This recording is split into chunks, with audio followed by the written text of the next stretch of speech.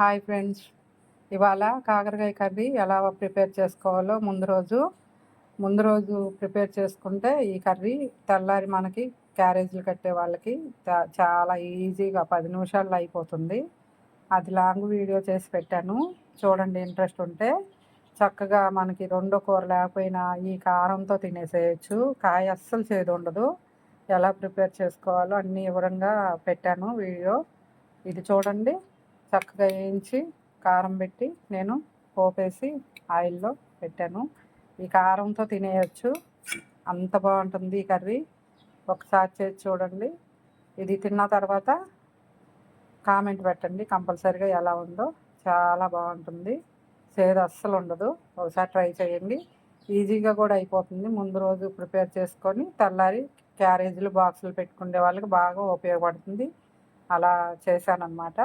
వీడియోలో చూడండి. ఓకేనా ఫ్రెండ్స్?